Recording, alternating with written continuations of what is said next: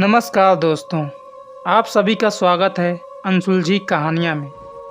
दोस्तों, जिसने इस वीडियो पर क्लिक किया है उनसे मुझे कुछ कहना है। मैं एक नया क्रिएटर हूँ, मेरे सब्सक्राइबर भी कम हैं और व्यूज़ भी कम आते हैं, लेकिन लोग व्यूज़ को देखकर ये जज करते हैं कि वीडियो ख़राब है। यकीन मानो दोस्तों, मैं आपको निराश नहीं करूँगा। आप हमारा पूरा वीडियो देखिए। अगर आपको कहानी में मज़ा ना आए तो वीडियो को डिसलाइक कर देना और कमेंट में हमें हमारी कमियां बता देना। हमें एक मौका देकर तो देखिए। चलो अब चलते हैं आज की कहानी की ओर। मेरा नाम बहादुर है। मैं एक ट्रक ड्राइवर हूँ। ट्रक ड्राइवर को अपने जीवन में बहुत कुछ देखने को मिलता है, कुछ ऐसी चीज़ें भी जिस पर विश्वास कर पाना कठिन होता है। मेरी ये कहानी तब शुरू हुई जब मुझे माल को पुणे से तमिलनाडु ले जाना था। मैं अपने कंडक्टर कल्लू के साथ पुणे से सुबह निकला था। पुणे से तमिलनाडु की दूरी लगभग 1200 किलोमीटर के आसपास है। मैं तमिलनाडु NH-48 वाले रास्ते से जा रहा था। मैं अपनी ट्रक को लेकर रात के करीब 10 बजे चित्रदुर्ग पहुंचा। वहां हाईवे के किनारे एक ढाबे में मैंने अपने ट्रक को लगाया। वहाँ कल्लू और मैंने खाना खाया। खाना खाने के बाद मैंने कल्लू से कहा, यार मैं बहुत थक गया हूँ, अभी 2 घंटा यहाँ आराम करेंगे, उसके बाद तमिलनाडु के लिए निकलेंगे। फिर हम दोनों वहीं ट्रक में आराम करने लगे। 2 घंटे बाद कल्लू ने मुझे जगाया। बहादुर भाई, 2 घंटे हो चुके हैं, निकलने का समय हो गया है। मैंने कहा, अरे कल्लू, मुझे पता है तुझे गाड़ी चलाना है, इसलिए तू इतना उत्साहित हो रहा है। तू तो लगभग गाड़ी चलाना सीख भी चुका है। बस 2-4 महीने में तेरा हाथ तो पूरी तरह से बैठ जाएगा। उसके बाद तू ड्राइवर हो जाएगा, फिर अपने इस बहादुर भाई को भूल जाएगा। तब कल्लू ने मुस्कुरा कर जवाब दिया, नहीं भाई, ऐसा नहीं होगा। फिर मैंने कहा, मजाक कर रहा हूँ, चल ठीक है, तू गाड़ी का हवा पानी चेक कर, मैं मुंह में पानी मारकर आता हूँ। फिर मैं फ्रेश हुआ। उसके बाद हम दोनों ने एक एक चाय पी और अपने सफ़र के लिए निकल गए। इस बार गाड़ी कल्लू चला रहा था, मैं बगल वाली सीट में बैठा था। जब हम हिरियूर पहुँचे तो हाईवे में जाम लगा हुआ था। जब हमने पता किया तो पता चला कि आगे एक्सीडेंट हो गया है, जिसकी वजह से हाईवे जाम हो गया है। अब ये सुबह ही खुलेगी। मैंने कल्लू से ट्रक घुमाने के लिए कहा। हमें कल शाम तक हर हाल में तमिलनाडु पहुंचना था, क्योंकि हमें एक टाइम लाइन दी जाती है। उसी टाइम के अंदर हमें माल पहुंचाना होता है। हम हाईवे के किनारे उल्टी दिशा में धीरे धीरे ट्रक चला रहे थे। 20 मिनट चलने के बाद हमने ट्रक हाईवे से उतार लिया और एक सिंगल लाइन वाले रास्ते पर आ गए। कल्लू ने मुझसे पूछा, भाई आप कभी इस रास्ते से पहले भी गए हो? मैंने कहा, नहीं, लेकिन सुना है ये रास्ता आगे जाकर इसी हाईवे से मिलता है, इसलिए टेंशन मत ले। 20 से 25 किलोमीटर अंदर जाने के बाद जंगल वाला रास्ता शुरू हो गया था। रास्ते के दोनों तरफ घने घने पेड़ थे। उस रास्ते पर मेरे ट्रक के अलावा और कोई भी रोशनी का स्रोत नहीं था। चारों तरफ सिर्फ अंधेरा था। कल्लू ने यह देखकर बोला, भाई जरा बाहर देखो, कितना डरावना लग रहा है। मैंने कहा, हाँ, ट्रक सावधानी से चलाना, ऐसे रास्ते में लुटेरे भी होते हैं। कल्लू ने सर हाँ में हिलाया और ट्रक चलाता रहा। कुछ दूर आगे जाने के बाद रोड किनारे सफ़ेद साड़ी में एक औरत हाथ हिलाकर लिफ्ट मांग रही थी। कल्लू ने कहा, भाई लिफ्ट मांग रही है, क्या करूं, गाड़ी रोकूं या नहीं? मैंने कहा, गाड़ी मत रोकना, ये लुटेरे भी हो सकते हैं। नहीं तो सोच, इतनी रात में इस घने जंगल में कोई औरत क्यों होगी?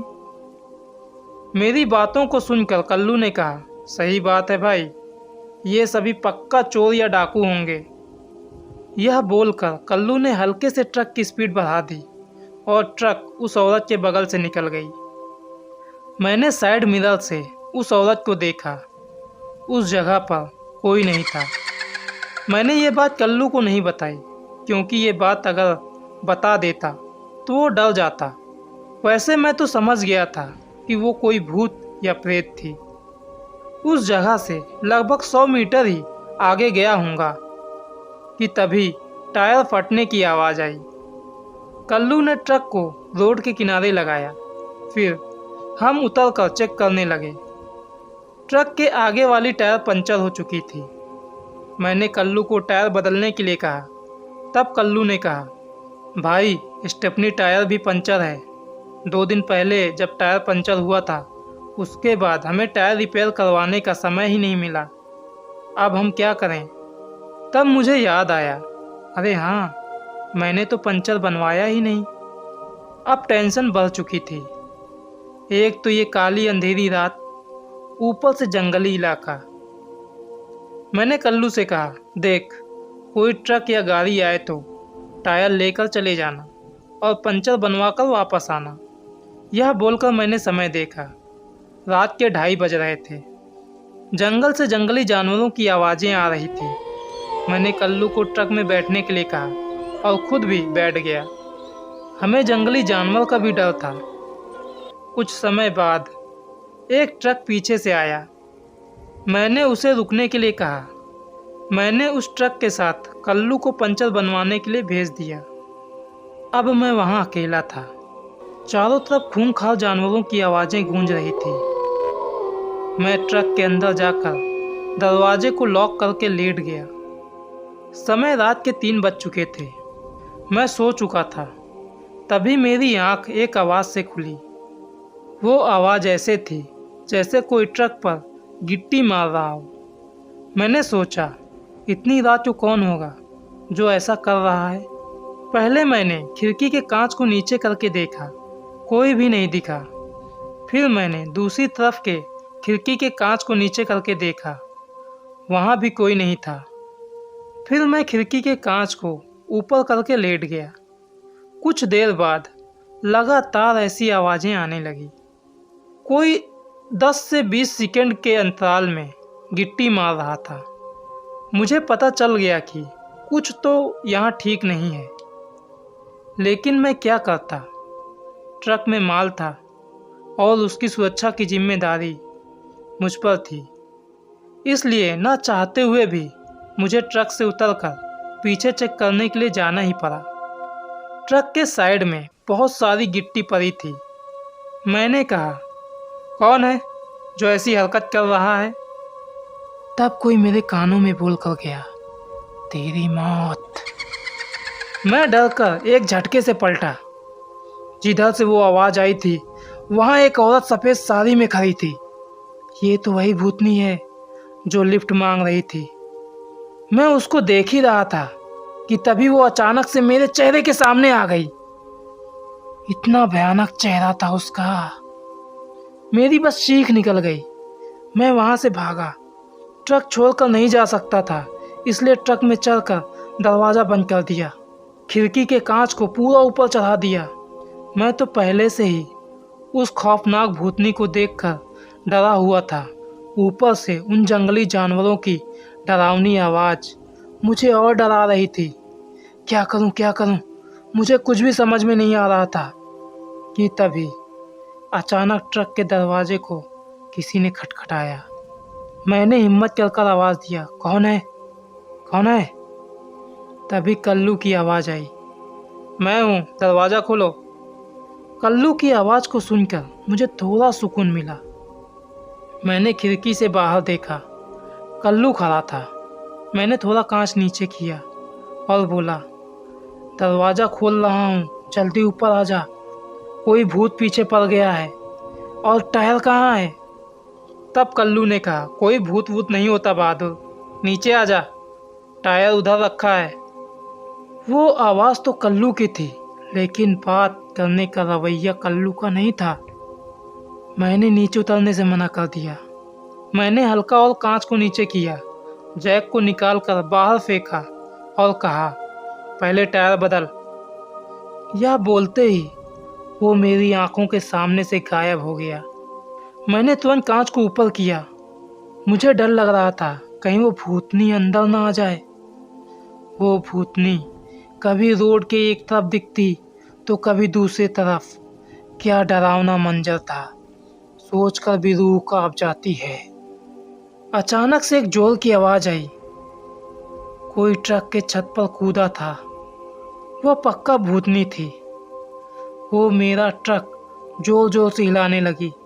एक अजीब सी डरावनी आवाज़ आ रही थी। ऐसी आवाज़ मैंने कभी भी नहीं सुनी। मैं मन ही मन में बोल रहा था, हे भगवान, मुझे बचा लेना इस भूतनी से। कुछ देर ट्रक हिलने के बाद एकदम से सब कुछ शांत हो गया। ना कोई जंगली जानवर की आवाज़ आ रही थी, ना ही वो डरावनी आवाज़। मैंने ट्रक के अंदर की लाइट को चालू किया। गणपति जी की मूर्ति मेरे सामने रखी हुई थी। मैंने उनके सामने हाथ जोड़ दिए। फिर मैंने बाहर देखा, कोई भी नहीं था। इतनी शांति तो मैंने कभी भी नहीं देखी। जब मैंने समय देखा तो सुबह के 4 बज रहे थे। ब्रह्म मुहूर्त का समय हो गया था। शायद इसीलिए उस भूतनी का प्रभाव कम हो गया था। उसके बाद कुछ जंगली जानवरों की आवाज़ें तो आ रही थी, लेकिन वो भूतनी दोबारा नहीं दिखी। सुबह 10 बजे कल्लू टायर लेकर आया। डर की वजह से मेरी तबीयत खराब हो चुकी थी। कल्लू ने टायर बदला और वही गाड़ी को चलाकर ले गया। मेरे साथ ऐसा कुछ हुआ था। मैंने कल्लू को नहीं बताया। उसको बस मैंने इतना ही बोला कि कभी भी रात के समय ऐसे सुनसान रास्ते से सफ़र मत करना। दोस्तों, आपको कहानी कैसी लगी? अगर कहानी सुनकर डर लगा हो तो वीडियो को ज़रूर लाइक करना और चैनल को भी सब्सक्राइब करना और कमेंट में अपना ओपिनियन ज़रूर देना।